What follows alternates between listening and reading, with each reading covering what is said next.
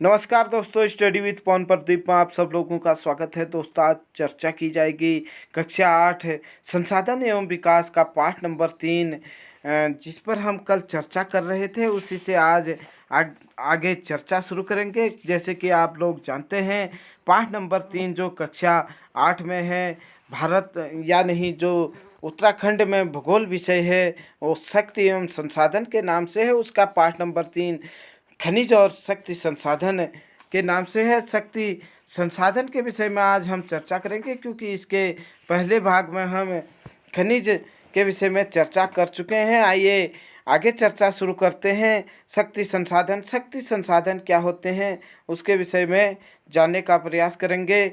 शक्ति अथवा ऊर्जा हमारे जीवन का क्या है, बहुत महत्वपूर्ण भूमिका निभाते हैं। शक्ति या ऊर्जा हमारे जीवन में बहुत महत्वपूर्ण भूमिका निभाते हैं। इनसे हमें उद्योग है, कृषि है, परिवहन है, संचार है, प्रतिरक्षा के लिए शक्ति की आवश्यकता होती है। उद्योग हो या कृषि हो या परिवहन हो या संचार हो या प्रतिरक्षा हो, इसके लिए शक्ति की आवश्यकता होती है। ऊर्जा संसाधनों को विस्तृत रूप से हम परंपरागत एवं गैर परंपरागत साधनों में वर्गीकृत किया जा सकता है। जो ऊर्जा के साधन होते हैं उन्हें हम मुख्य रूप से दो प्रकार में बांट सकते हैं, दो प्रकार से वर्गीकृत कर सकते हैं: परंपरागत स्वरूप और गैर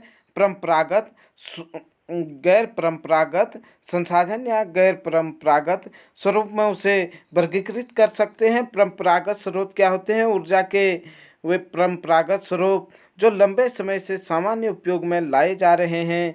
ईंधन और जीवाश्मी ईंधन परंपरागत ऊर्जा के दो मुख्य स्रोत हैं, जो प्राचीन काल से ही पहले से ही ऊर्जा के लिए काम में लाए जा रहे हैं। उन्हें क्या कहते हैं?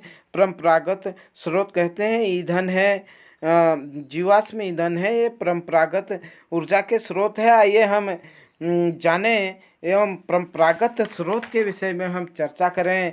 चर्चा हम इस टेबल के माध्यम से करने का प्रयास करेंगे और जानेंगे कि यहाँ पर जो ऊर्जा के परंपरागत स्रोत हैं वो क्या क्या हैं। जैसे कि आप देख पा रहे होंगे, ऊर्जा के परंपरागत स्वरूप। ऊर्जा के परंपरागत स्वरूपों में अगर हम देखें तो यहाँ पर खनिज तेल के विषय में दिया गया है। खनिज तेल के विषय में जानेंगे हम। खनिज तेल में हम देख सकते हैं पेट्रोल क्या है, जिससे आपकी कार चलती है, मोटर बाइक चलती है। और यह क्या है, शुरुआत में जो काला गाढ़ा द्रव पदार्थ होता है उसे पेट्रोलियम कहते हैं। यह सैलों की परतों के मध्य पाया जाता है। प्रश्न पूछा जा सकता है, पेट्रोलियम कहाँ पाया जाता है? सैलों के मध्य परतों में पाया जाता है। सैलों के मध्य परतों में पाए जाता है क्या? पेट्रोलियम। उसके बाद अगर हम करें इसका भेदन कर हम निकालते हैं इसको भेदन कर अपतटीय तथा तटीय क्षेत्रों से इस तेल को निकाला जाता है, पेट्रोलियम को निकाला जाता है। इसको निकालने के बाद परिष्करणशाला में भेज दिया जाता है। परिष्करणशाला में यह अपरिष्कृत होकर क्या होता है? डीजल, पेट्रोल, मिट्टी का तेल के रूप में परिवर्तित होता है। उसके बाद अगर हम इसकी चर्चा करें तो यह परिष्कृत होकर जब डीजल, पेट्रोल, मिट्टी का तेल या मोम, प्लास्टिक और स्नेहक तैयार किए जाते हैं, इससे पेट्रोलियम और इससे बने उत्पादों को क्या कहा जाता है? काला सोना कहा जाता है। आप देख सकते हैं। उसके बाद क्योंकि इसके बहुत अधिक मूल्यवान है, इसकी जो गुणवत्ता है उसके आधार पर इसमें कई चीज़ें अधिक मूल्यवान है और उपयोगी है, मानव जीवन के लिए काफ़ी उपयोगी है। इसीलिए इसका रंग काला होने के कारण इसे काला सोना कहा जाता है। पेट्रोलियम के मुख्य उत्पादक देशों की अगर बात करें हम, इराक है, ईरान है, सऊदी अरब है और कतर इसके मुख्य उत्पादक देश हैं। अन्य मुख्य उत्पादक देशों में अगर हम बात करें तो संयुक्त राज्य अमेरिका, रूस, वेनेजुएला, अल्जीरिया इसके उत्पादक देश हैं। भारत में मुख्य रूप से जो पेट्रोलियम उद्योग है यह असम के डिगबोई, मुंबई के बॉम्बे हाई तथा कृष्णा और गोदावरी नदियों के डेल्टा पर है। मुंबई हाई सबसे बड़ा भारत का अपतटीय क्षेत्र है, पेट्रोलियम क्षेत्र है। इसके लाभ क्या क्या होते हैं? यह आसानी से परिवर्तनशील है। मतलब इससे हम जैसे प्रारंभ में गाढ़ा पदार्थ निकालते हैं, द्रव पदार्थ, उसको क्या करते हैं, आसानी से परिवर्तित करते हैं। पेट्रोल, डीजल, मोम और आदि जो चीज़ें होती हैं उसमें हम इसे क्या कर लेते हैं, परिवर्तित करते हैं। इसका लाभ देखें तो यह आसानी से परिवहनीय है।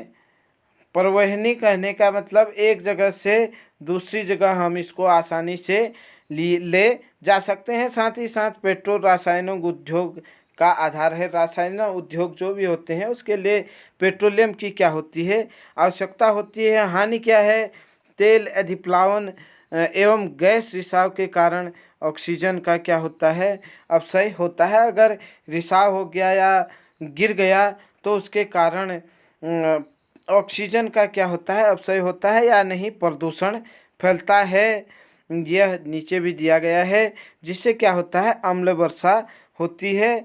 नए ईंधन के अन्वेषण में ये क्या है, आसान नहीं है। अगर हमें पेट्रोलियम खोजना है तो यह इतना आसान नहीं होता है कि हम इसे जल्दी से खोज पाए। उसके बाद हम बात करेंगे प्राकृतिक जो गैस है उसके विषय में। प्राकृतिक गैस पेट्रोलियम निक्षेपों के साथ ही पाई जाती हैं और निर्मुक्त होती हैं जब यह अपरिष्कृत तेल को धरातल पर लाया जाता है। जब अपरिष्कृत तेल को धरातल पर लाया जाता है तब किसका निर्माण होता है, प्राकृतिक गैस का। इसका प्रयोग घरेलू और वाणिज्यिक ईंधनों के रूप में किया जाता है। किसका प्रयोग, गैस का प्रयोग घरेलू एवं वाणिज्यिक क्षेत्र में किया जाता है। रूस है, नॉर्वे है, यूएसए है, यूके है, नीदरलैंड है, ये प्राकृतिक गैस के क्या हैं, प्रमुख उत्पादक हैं। भारत के जैसलमेर में है, कृष्णा गोदावरी डेल्टा में है, त्रिपुरा में है, मुंबई के कुछ अपतटीय क्षेत्रों में प्राकृतिक गैस के क्या हैं, संसाधन है। अगर हम विश्व के बहुत कम देशों के पास यह संसाधन है या नहीं, गैस के पर्याप्त भंडार हैं। बात करें विश्व के विभिन्न देशों के, तो विश्व के बहुत कम देशों के पास ही क्या हैं, प्राकृतिक गैस के भंडार हैं, जो कि हम ऊपर चर्चा कर चुके थे। रूस, नॉर्वे, यूके, नीदरलैंड, ये प्रमुख प्राकृतिक जो गैस है उसके उत्पादक देश हैं। हमारे द्वारा जीवाश्म ईंधन के उपयोग की तीव्र वृद्धि ने चिंताजनक दर ने इन्हें समाप्त तक पहुंचा दिया है। इन ईंधनों के जलने निकलने वाले विषैले प्रदूषक भी चिंता का विषय है। जो ये प्राकृतिक गैस से ईंधन है, इससे जो प्रदूषण होता है वह भी हमारे लिए क्या है, चिंता का विषय है। जीवाश्मी ईंधन का अनियंत्रित जलना अनियंत्रित टोटी के टपकने के समान है, जो अंततः सूख जाती है। हमें ध्यान रखना होगा कि जो ये ऊर्जा के विभिन्न गैर परंपरागत स्रोत के दोहन की ओर बढ़ाया जा रहा है, जो जीवाश्मी ईंधनों को स्वच्छतर विकल्प है। जो जीवाश्मी ईंधन है उसके साथ साथ ये क्या है, एक स्वच्छतर विकल्प भी है। इसके अगर हम लाभ की बात करें तो ये आसानी से परिवहन, मतलब एक जगह से दूसरी जगह ले जाया जा सकता है। पाइपलाइनों के द्वारा यह ले जाया सकता है। जैसे कि हमने देखा था, खनिज तेल को हम टैंकर इत्यादि के माध्यम से ले जा सकते थे, लेकिन इसको जो खनिज प्राकृतिक गैस है उसको हम पाइपलाइन के मदद से ले जा सकते हैं। तेल और कोयले से अधिक स्वच्छ होता है या तेल से भी क्या होता है, सस्ता होता है। जो ऊर्जा के गैर परंपरागत स्रोत हैं उसमें हम बात करें ईंधन की, तो ईंधन जो है प्राचीन काल से ही ऊर्जा का गैर परंपरागत क्या रहा है, ऊर्जा का स्रोत रहा है। ईंधन की बात करें, इसका उपयोग हम भोजन पकाने, ऊष्मा प्राप्त करने के लिए व्यापक रूप से करते हैं। हमारे देश के जो ग्रामीण क्षेत्र हैं, ग्रामीण लोग हैं, लगभग 50% हमारे देश की जनसंख्या क्या करती है, ईंधन का प्रयोग करती है। इसके लाभ के बारे में अगर हम बात करें तो यह सुप्राप्य है, मतलब प्राप्त हो जाती है। बहुसंख्यक लोगों को यह क्या करती है, ऊर्जा प्रदान करती है। अगर हम इसकी हानि की बात करें, संग्रहण में अधिक समय उपयोग होता है, प्रदूषण फैलता है इससे भी, और हरित गृह प्रभाव में वृद्धि करता है। निविनीकरण भी होता है इससे। आगे हम अगर बात करें, कोयला जो गैर परंपरागत ऊर्जा का एक मुख्य स्रोत है। कोयला के विषय में अगर बात करें तो यह बहुआयात में पाए जाने वाला क्या है, जीवाश्मी ईंधन है। बहुआयात में पाया जाता है, जीवाश्मी ईंधन है। इसका उपयोग घरेलू ईंधन उद्योगों जैसे लोहा और इस्पात, वाष्प इंजनों और विद्युत उत्पादन करने के लिए किया जाता है। लोहे से प्राप्त विद्युत को तापीय ऊर्जा कहा जाता है। लोहे से प्राप्त विद्युत को क्या कहा जाता है, तापीय ऊर्जा कहा जाता है। कोयला जिसका हम आज उपयोग कर रहे हैं वह लाखों वर्ष पूर्व विशाल फर्न या दलदल के पृथ्वी की परतों में दबने के कारण कोयला इसलिए अंतर्हित धूप के रूप में जाना जाता है। कोयला को किस रूप में जाना जाता है, अंतर्हित धूप के रूप में जाना जाता है। विश्व में अगर इसके प्रमुख जो देश हैं, उत्पादक देश हैं, अग्रणी देश हैं इसके उत्पादन में, जो उसमें अगर हम बात करें तो चीन है, संयुक्त राज्य अमेरिका है, जर्मनी है, रूस है, दक्षिण अफ्रीका है और फ्रांस है।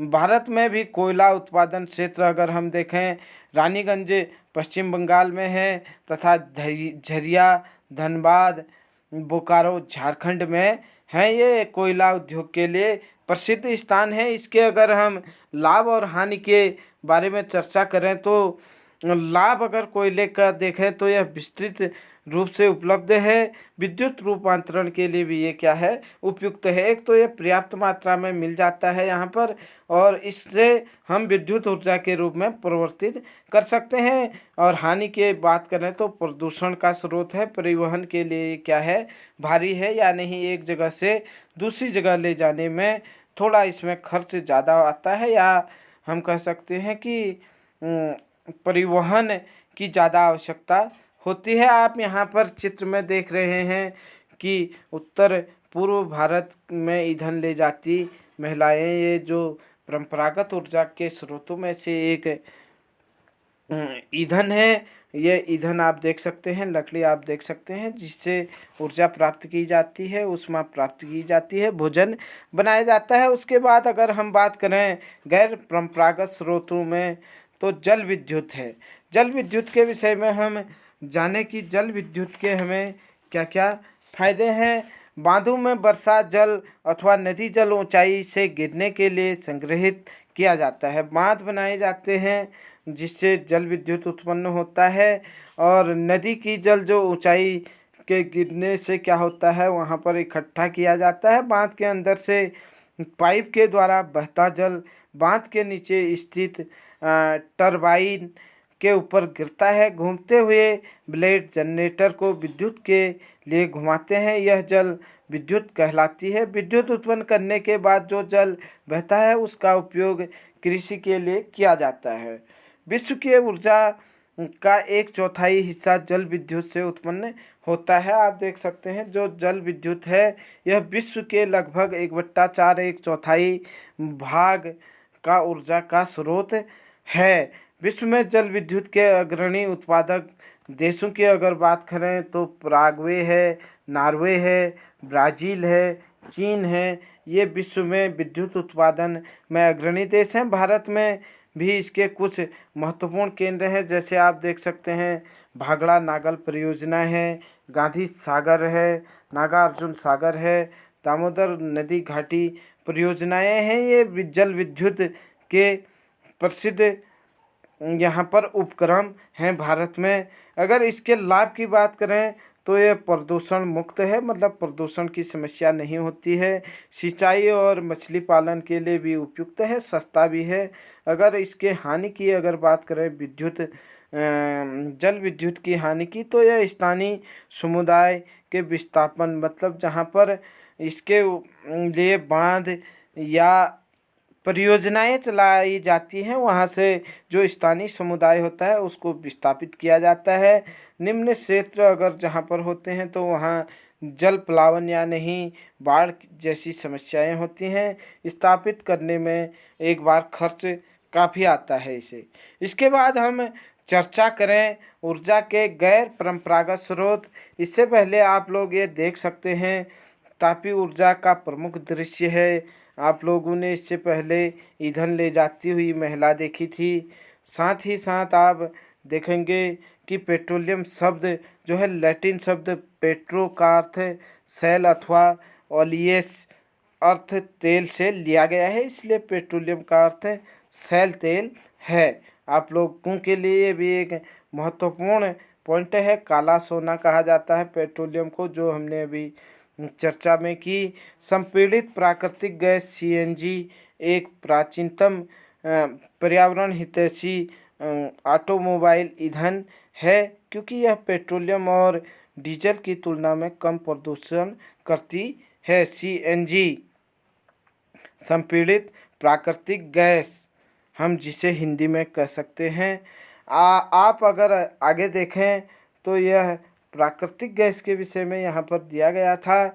आप स्क्रीनशॉट या वीडियो को रोक कर देख सकते हैं। उसके बाद जल विद्युत में हमने देखा था कि किस प्रकार से यह सतलज जल विद्युत परियोजना जम्मू और कश्मीर में है, यह दिखाने का प्रयास किया गया है। विश्व का पहला जल विद्युत उत्पन्न करने वाला देश नॉर्वे था। आप लोग नोट जरूर करें इसे कि विश्व का पहला जल विद्युत उत्पन्न करने वाला देश कौन था?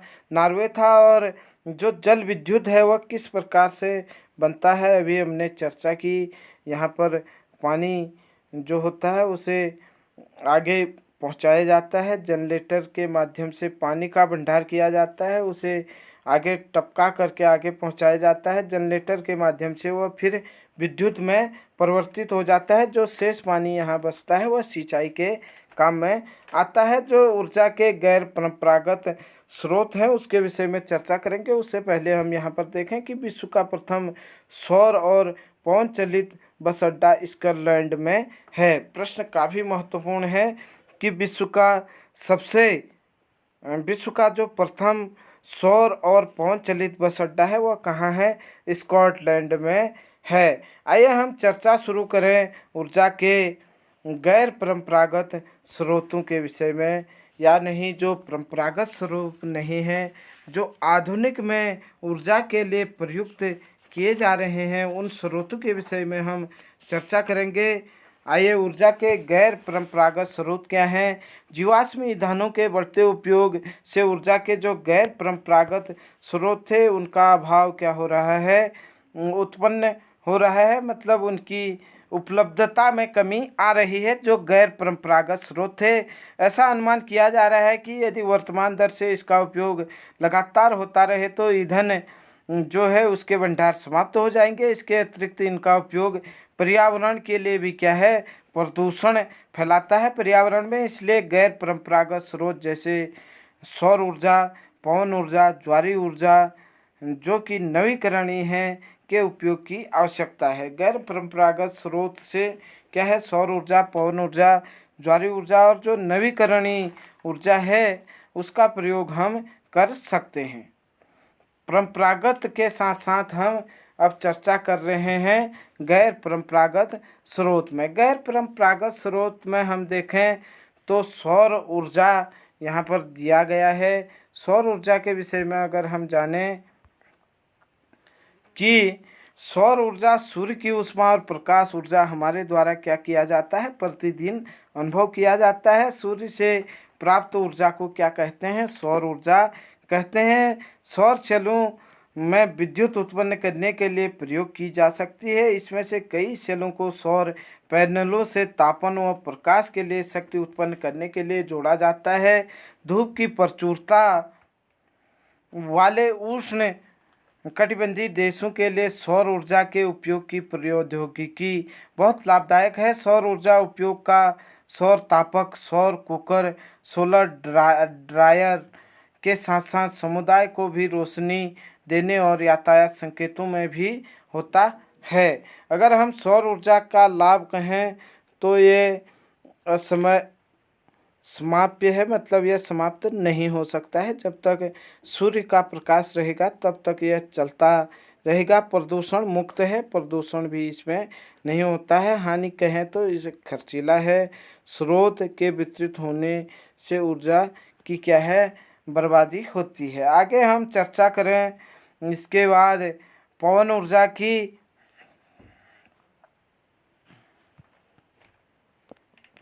पवन ऊर्जा आप देख सकते हैं, पवन ऊर्जा मतलब जो हवा से ऊर्जा प्राप्त की जाती है। यह भी क्या है, समाप्त होने वाली ऊर्जा नहीं है, क्योंकि जब तक यह जीवमंडल चलेगा वह तब तक वहाँ पर हवा रहेगी। इसीलिए यह भी क्या है, समाप्त नहीं होने वाला एक गैर परंपरागत स्रोत है ऊर्जा का। पवन चक्कियों का उपयोग अनाजों को पीसने और जल निकालने के लिए चिरकाल से चला आ रहा है। वर्तमान में पवन चक्कियों में तीव्र गति से चलती हवाएं पवन चक्की को क्या करती हैं, घुमाती हैं, और जो विद्युत उत्पादन करने के लिए जनरेटर से जुड़ी होती हैं। पवन चक्कियों के द्वारा पवन चक्कियों के समूह से युक्त पवन फार्म तटीय क्षेत्रों में पवन घाटियों में जहाँ प्रबल लगातार हवाएं होती हैं वहाँ पर क्या की जाती हैं, स्थापित की जाती हैं। वहाँ पवन फार्म की अगर बात करें तो जो प्रमुख पवन फार्म हैं नीदरलैंड है, जर्मनी है, डेनमार्क है, यूके है, यूएसए है, स्पेन है।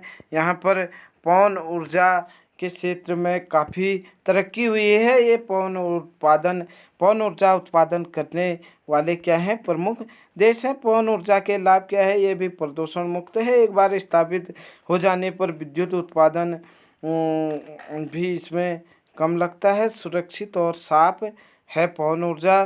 ध्वनि प्रदूषण इसमें हो सकता है, हानि जो है।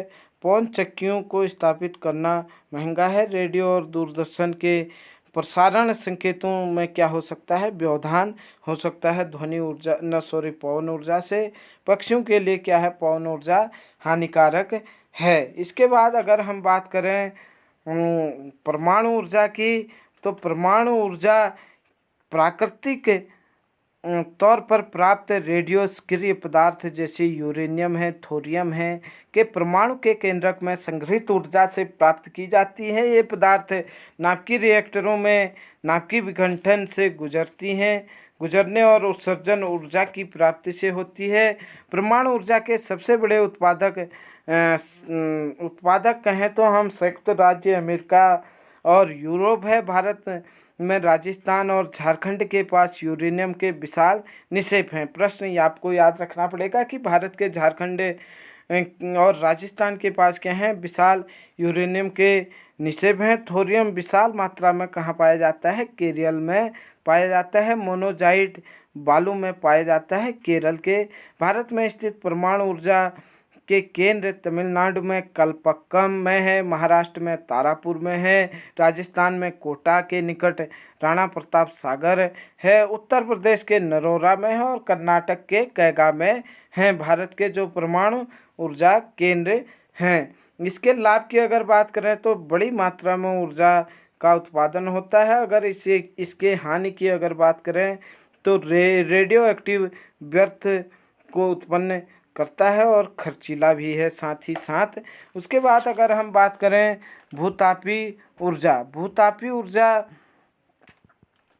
ताप ऊर्जा जो पृथ्वी से प्राप्त की जाती है भूतापी ऊर्जा कहलाती है। जो पृथ्वी से ताप ऊर्जा प्राप्त की जाती है भूतापी ऊर्जा कहलाती है। पृथ्वी के अंदर गहराई में बढ़ने के साथ क्या होता है, तापमान में लगातार वृद्धि होती जाती है। कभी कभी यह तापमान ऊर्जा के भूस्तर पर गर्म जल के झरनों के रूप में प्रकट हो सकती है। यह ताप ऊर्जा शक्ति उत्पादन करने में प्रयुक्त की जा सकती है। वर्षों से गर्म जल के स्रोतों के रूप में भूतापी ऊर्जा खाना बनाने, ऊष्मा प्राप्त करने और नहाने के लिए प्रयोग में लाई जाती है। यूएसए विश्व का सबसे बड़ा भूतापी ऊर्जा का संयंत्र है। संयुक्त राज्य अमेरिका जो है विश्व का सबसे बड़ा भूतापी ऊर्जा संयंत्र यहाँ पर है। इसके बाद न्यूजीलैंड है, आइसलैंड है, फिलीपींस है और मध्य अमेरिका है। भारत में भी भूतापी ऊर्जा के संयंत्र हैं। हिमाचल प्रदेश, मणिकरण में और लद्दाख में पूगा घाटी में भारत के भूतापी ऊर्जा केंद्र हैं। इसके लाभ की अगर बात करें भूतापी ऊर्जा के तो यह स्वच्छ, पर्यावरण हितैषी व हर समय उपलब्ध रहता है। साथ ही साथ हानि की अगर इसकी बात करें तो यह शहर से बहुत दूर अवस्थित होने के कारण विद्युत वहन क्या होता है, इसका खर्चीला होता है। उसके बाद अगर हम बात करें गैर परंपरागत स्रोत, जो ऊर्जा के गैर परंपरागत स्रोत है, उसमें जो प्रमुख स्थान आता है वह ज्वारीय ऊर्जा का आता है। ज्वारीय ऊर्जा के विषय में हम चर्चा करें, ज्वार से उत्पन्न ऊर्जा को क्या कहते हैं, ज्वारीय ऊर्जा कहते हैं। ज्वार भाटा आप लोगों ने नाम सुना होगा। इस ऊर्जा का विदोहन समुद्र के सक्रिय मुहाने में बांध के निर्माण से किया जाता है। उच्च ज्वार के समय क्या होता है, ज्वारों का ऊर्जा का उपयोग बांध में स्थापित टरबाइन को घुमाने के लिए किया जाता है। रूस, फ्रांस और भारत में कच्छ की खाड़ी में विशाल ज्वारीय मिल या नहीं ज्वारीय ऊर्जा को क्या किया जाता है, ज्वारीय ऊर्जा को यहाँ पर प्राप्त किया जाता है, ज्वारीय ऊर्जा को उत्पादित किया जाता है। उसके बाद अगर हम चर्चा करें यहाँ पर तो जो गैर परंपरागत स्रोत है ऊर्जा का, वो है बायोगैस। बायोगैस जैविक अवशिष्ट जैसे मृत पेड़ पौधे और जंतुओं के अवशेष, पशुओं का गोबर, रसोई के अवशिष्ट और गैसीय ईंधन में बदला जा सकता है। इसे बायोगैस कहते हैं। जैविक अवशिष्ट बैक्टीरिया द्वारा बायोगैस संयंत्र में अपघटित होते हैं, जो कि अनिवार्य रूप में मीथेन और कार्बन डाइऑक्साइड का मिश्रण है। बायोगैस खाना पकाने और विद्युत उत्पादन का सर्वोत्तम ईंधन है। इसके प्रति वर्ष बड़ी मात्रा में जैव खाद का क्या होता है, उत्पादन होता है। ऊर्जा सर्वव्यापी है, लेकिन ऊर्जा का विदोहन बहुत ही कठिन है, खर्चीला है। इसलिए हम लोगों को ऊर्जा क्या नहीं करनी चाहिए, नष्ट नहीं करनी चाहिए। अगर ज्वारीय ऊर्जा की बायोगैस की अगर हम बात करें, इसके लाभ हानि की बायोगैस के विषय में, तो यह कम लागत में बन जाता है, उपयोग आसान है। जैव व्यर्थ का उपयोग इसमें किया जाता है, उससे उत्पादित किया जाता है। हानि की अगर बात करें तो यह हरित गृह प्रभाव उत्पन्न करता है, यह प्रदूषण को बढ़ावा देता है। दोस्तों, ये थी आज की चर्चा, जो हमने ऊर्जा के संसाधनों के विषय में देखा। आप देख सकते हैं यहाँ पर सौर ऊर्जा प्राप्त करने के लिए सौर पैनल लगाया गया है। आगे भी और हम चित्र देखेंगे। यहाँ पर आप देख सकते हैं आणविक ऊर्जा संयंत्र कल्पक्कम में है। यहाँ पर आप देख सकते हैं आणविक ऊर्जा संयंत्र केंद्र। उसके बाद हमने पढ़ा था तारापुर राजस्थान, कोटा के निकट राणा प्रताप सागर, कल्पक्कम आपका तमिलनाडु में। इस प्रकार के जो ये विद्युत ऊर्जा केंद्र थे। साथ ही साथ हमने परमाणु ऊर्जा को देखा था, विखंडन द्वारा ऊष्मा होती है, नाभिकीय रिएक्टर है, गर्म जल के रूप में है, यहाँ भाप है, टरबाइन में जब आता है तो ये जनरेटर से क्या हो जाता है, विद्युत उत्पादन करने लगता है, विद्युत ऊर्जा के रूप में बदल जाता है। उसके बाद हमने देखा था आगे कि मणिकरण में भूतापीय ऊर्जा या नहीं, भूतापीय ऊर्जा की मदद से हम क्या करते हैं, भोजन को बनाते हैं। ये उसके बाद हमने भूतापीय ऊर्जा देखा था। आप लोग देख सकते हैं यहाँ भी प्राकृतिक दरार है, भाप आता है, कुआं है, जल है। इसको टरबाइन से क्या किया जाता है, परिवर्तित जनरेटर में किया जाता है, और साथ ही साथ यह क्या हो जाता है, विद्युत में भूतापीय ऊर्जा में परिवर्तित हो जाता है। विश्व का पहला ज्वारीय ऊर्जा स्टेशन फ्रांस में बनाया गया। प्रश्न पूछा जा सकता है कि विश्व का सबसे पहला ज्वारीय ऊर्जा का पहला स्टेशन कहाँ बनाया गया, फ्रांस में बनाया गया। उसके बाद आप देखें तो यहाँ पर ज्वारीय ऊर्जा किस प्रकार से बनाया जाता है, हमने पढ़ा था जब उच्च ज्वार आते हैं तो इन्हें क्या कर लिया जाता है, संग्रहित किया जाता है, और उसका उपयोग क्या होता है, विद्युत के उत्पादन के लिए किया जाता है। इस प्रकार से हमने बायोगैस जो ऊर्जा है उसके संबंध में देखा। ये थे आज के चित्र। दोस्तों, आप हमारे साथ बने रहिए, मिलते हैं जल्दी ही। तब तक के लिए जय हिंद, जय भारत।